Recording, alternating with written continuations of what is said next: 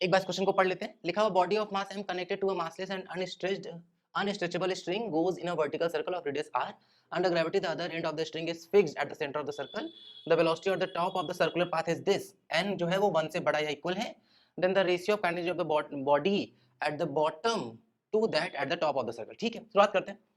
सबसे पहले भाई जो पार्टिकल है वो सर्कुलर पाथ में घूम रहा है किसी एक रस्सी की मदद से, और जो रस्सी है वो सर्कल के सेंटर पर है ऐसे. ये रहा हम लोगों का मास. इस मास का स्पीड दे दिया गया है n times of under root में g इंटू में r.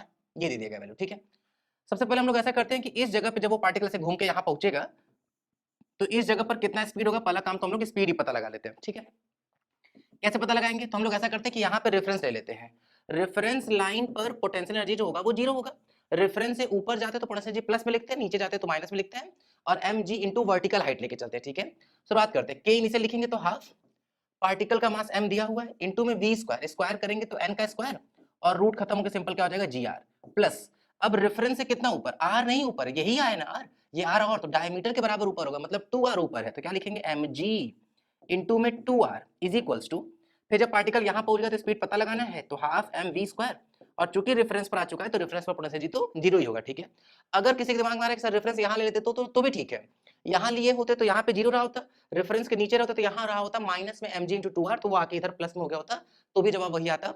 मैकेनिकल एनर्जी कंजर्वेशन जो है उसका अल्टीमेट इक्वेशन इस बात पर डिपेंड नहीं करता कि हम रेफरेंस कहाँ लिए हैं. ठीक है ना, एम हर जगह हटा देंगे, यहाँ 2 से मल्टीप्लाई कर दो तो 2 कट जाएगा, यहाँ क्या आ जाएगा n स्क्वायर इंटू में g इंटू में r, प्लस यहाँ पे 2 से मल्टीप्लाई हो जाएगा तो 4 इंटू में g इंटू में r इज इक्वल टू क्या हो जाएगा v का स्क्वायर. ठीक है, एम तो काट ही चुके हैं ना. ठीक है ना, अच्छा अब हम लोगों को क्या चाहिए? अब हम लोगों को रेशियो चाहिए, तो रेशियो निकाल लेते झटपट, कुछ बचा ही नहीं है क्वेश्चन में भाई. क्या चाहिए इनको कि ratio of kinetic energy of the body at bottom, पहले बॉटम पे है तो हाफ m इंटू में v स्क्वायर, स्क्वायर का ही वैल्यू चाहिए. हम लोग यहाँ से g इंटू आर भी कॉमन ले सकते हैं, यहाँ क्या बचेगा n स्क्वायर, और यहाँ बच जाएगा कितना 4. ठीक है, divided by half m bottom to that at the top. Top पे कितना? टॉप पे जो स्पीड है वो तो n into root G R है, लेकिन अगर हम लोग स्क्वायर करेंगे तो n स्क्वायर इंटू में g इंटू में r, half m G R cut जाएगा, वैल्यू क्या आ जाएगा n square plus 4 divided by n square. Clear ना? तो इस तरीके से इसका ऑप्शन नंबर 4 आता हुआ दिखाई देगा, n स्क्वायर प्लस 4 बाई में n स्क्वायर. क्लियर है?